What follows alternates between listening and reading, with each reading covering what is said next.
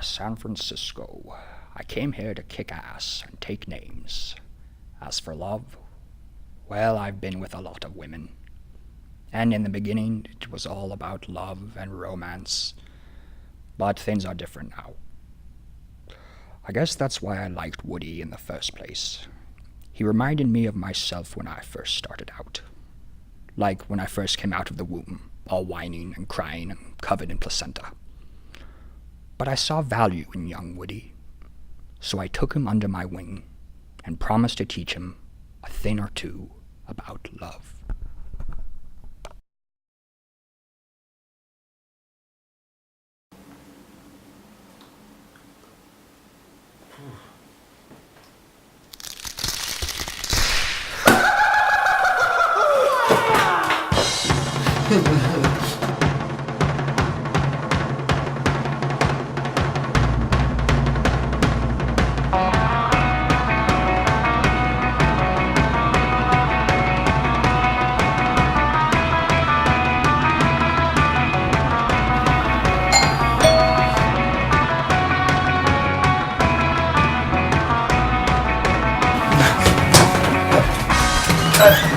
I thought you'd never show. Slow down. Do you have any Advil?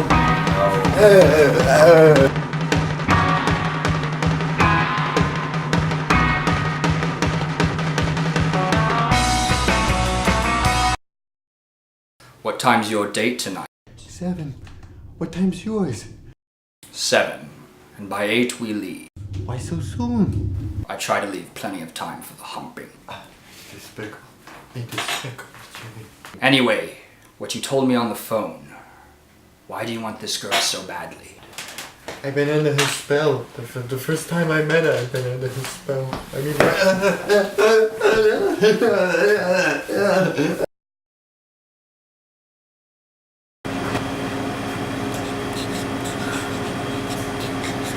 Red wine?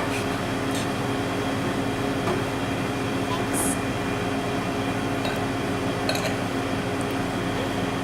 Rough night? Wow. Is there something wrong with you? Sorry, I've just never seen anybody look like you before, so... Well, is that a problem? Problem is I've got blood flowing in all directions. That's the problem. Well,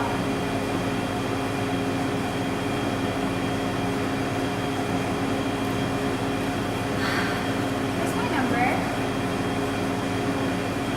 Call me when you're feeling better, okay?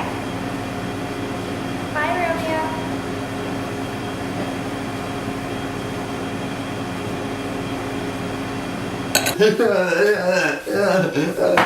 Be a man! You're too gentle! You're shaking me too hard.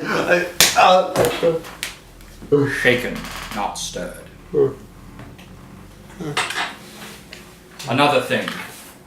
Being relaxed is an indication of confidence. You cannot be tense and be confident at the same time. Being relaxed means you're more in control of your own environment. Like, I've had second thoughts about the date thing. Yeah, I don't think it's going to be good for my health. I don't think I can even go to this date. Woody! I have a tumor. It's a brain tumor. I can't do it. I can't go. I can do it. The doctor did not tell you had a brain tumor. Well, naturally, because us more sensitive patients, we might panic. Are you going to panic on your date tonight? Panic? Look, I'm extremely shy. Even seeing a woman, I go into a full-blown panic attack. And then I want to confess my love because of all those Shakespeares I was in as a child. And I'm so clingy. I want to cling, and then they're running away screaming. Don't do that. Give them a good slap on the ass, then tell them to take their pants off. Slowly. That's atrocious. What's wrong with saying how you really feel? What are you hiding in there? Just because I don't act like a complete fool, it means I must be hiding something? Oh, come on, Jimmy boy. I mean, how is one man that confident in himself? And in his personality in general? I mean, you're like a block of ice. Can you just care? Because if you love someone, you've got to let them find out for themselves. You know, Jimmy, Some women like a man who expresses himself. Hey, why did I even invite you over here? You know, every time you give me advice, I wind up in a hospital. When have I ever sent you to the hospital? In the desert in Quantum Solace, there was a bunch of sand, remember? And I went to the doctor, and there was sand in my eyes, in my nose, in my ears, in my mouth. And I damaged my retina. So why would I listen to you? Because I'm the sexiest beast who ever lived. Please help me be like you. Well, I don't think I can do that. For what a woman really wants is a man who takes care of his body. We need to get you on a high-protein diet. You're going to be lifting those weights, and your ass is going to be as tight as a Thanksgiving turkey when I'm done with it. Ah.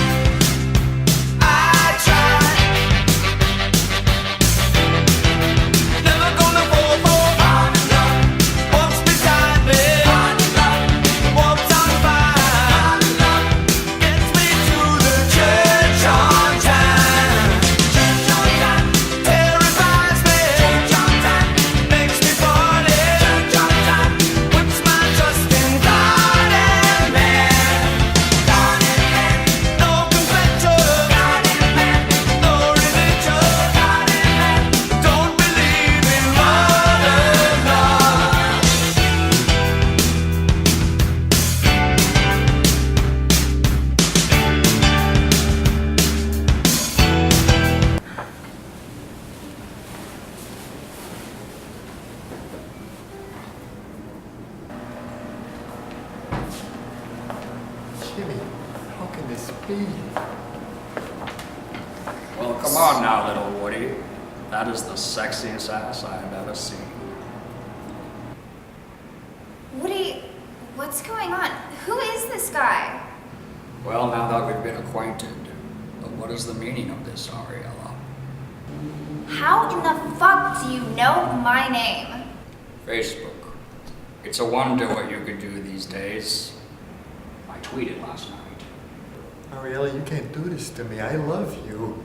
You don't want a strong man like this. You want a sensitive man like this. She's like her mother. I liked her on Facebook. Ariella needs a real man. What's this talk about Facebook? It's a website. And also, did you have sex with my mother? Our relationship is purely Facebook. Come on, Ariella. Let's prove that Jimmy James is totally wrong about women. Honestly, Woody, I'm sorry, but I don't like either of you. She touched me. Wait, what? Who do you like?